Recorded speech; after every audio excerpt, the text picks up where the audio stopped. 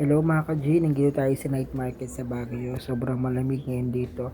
At tingnan natin ano ba yung mga protocol nila dito sa night market. Guys, dun po sa may labas, yan po yung mga okay-okay po nila. Hindi pa sila nakalatag hanggang mag 9 PM. Hihintayin talaga nila mag 9 PM bago nila i-set up yung mga okay-okay na yan. So ngayon guys, papasok muna tayo sa loob. Ano ba yung meron doon bukod sa okay-okay. So ayan po yung mga tao naghihintay dyan sa labas ng night market na ma-set up ang okay-okay. Guys, dito is night market sa Baguio City. At yung sa labas kanina, sineset up pa lang.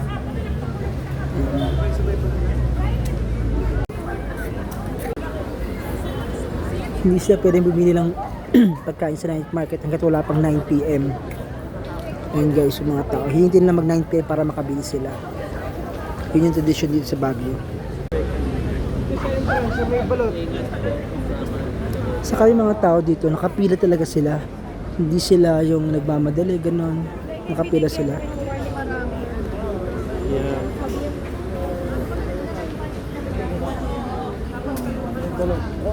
Ilang balot na niluluto. Ayun. Wow. Umilaw na siya. Thank you, Ma'am Biron, para sa taho, strawberry. Napakasarap niya.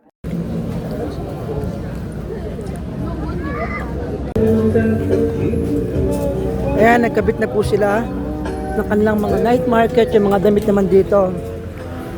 And guys, sa Baguio.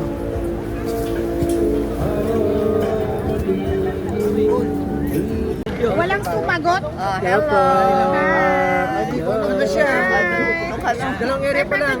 Salita ka naman. Thank you, Diyos. Hi, Sir Rona. Mag-isang taon sa May siya. Mag-isang taon sa May. Alfred, Jams! Ma'am B, Ma'am Arlene, Jams, si Ma'am magpakita ka Girlie, naman. si Sir Jun, si So 9 Alfred, months pa lang siya, 9 months. si Marlo, Lor, Istra, gusto mo?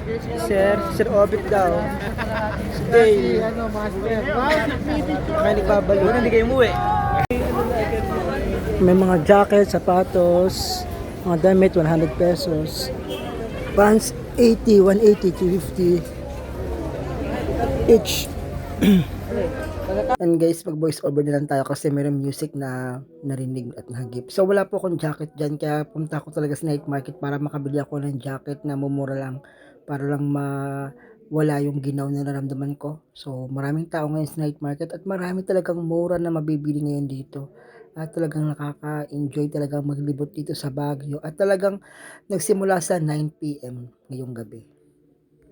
Ayan guys, marami mga 100 lang yung mga short. Dalawa 250 na mga nabibili yung damit sa TikTok, Shopee, dalawa 250. Oh. Mga gaganda sila. Tapos yung mga jacket. Magkano yung mga jacket nila? Oh, guys, mura. Jewelries. Marami mga binibenta dito. Guys, dito tayo sa night market sa Baguio.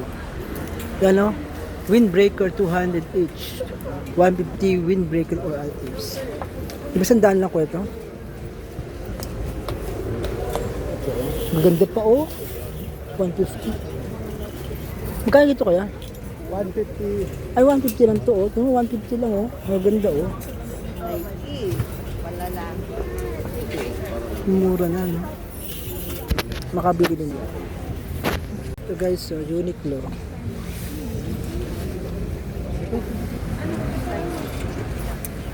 Makabili tayo ng Uniqlo na jacket for only 100.